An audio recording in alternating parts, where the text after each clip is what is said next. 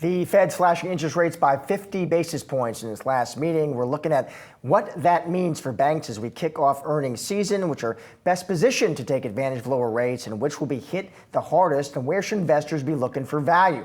With just a few minutes left till the closing bell on Wall Street, we're navigating how to play the bank sector with the Yahoo Finance playbook. And joining us now is Devin Ryan, Director of Financial Technology Research at Citizens JMP. Devin, always great to see you. Great to see you. So let's start there, Devin. So the Fed delivers that supersized cut, surprised a few folks. What does that mean for your coverage universe in terms of ripple effects, loan growth, CRE, M&A? Yeah, it means a lot. We've been kind of waiting for this, right? So we've been talking about the Fed lowering rates for the better part of the past year, and we finally got the first cut, and it was more than I think some people thought out of the gate. So there's a lot of implications on balance sheets. I think clearly, securities yields and some of the, what you earn on your cash on the asset side of the equation is going to come down a little bit. But the flip side is the deposit costs are going to come down as well, especially this really high cost funding. So when I look at my coverage, some of the names that I think are really well situated for this are Charles Schwab. So they've been a name that's been pretty hard hit and kind of underperforming over the last year or so here.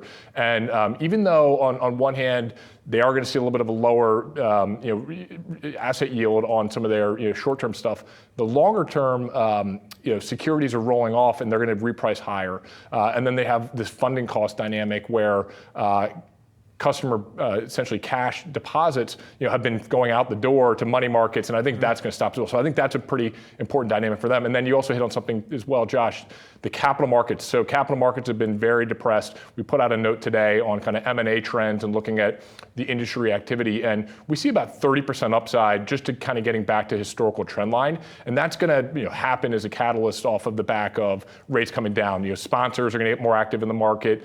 Companies financing is going to come down, so they're going to be more active in M&A. So we're pretty constructive there as well. So anything kind of capital markets centric. And so, large investment banks, Goldman Sachs has been a name that we've highlighted. And so I think that'd be another one that I would look at here. All of that said, a lot of these stocks have done really well. If you look at the XLF, which looks at all of the financials, it's up like 20% this year.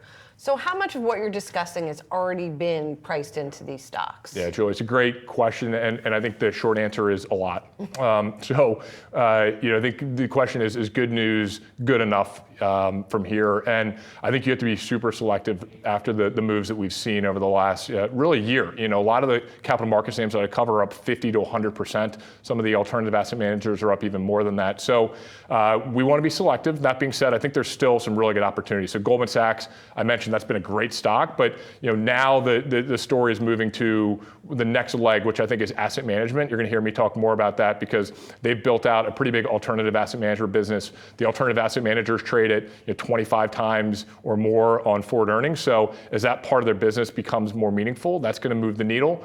I think on the smaller cap side, a name Perella Weinberg, it's a small advisory boutique trading at 13 times our estimate for next year. The peers are over 20 times, so I think they're going to close that valuation gap. So there's a lot of upside still there.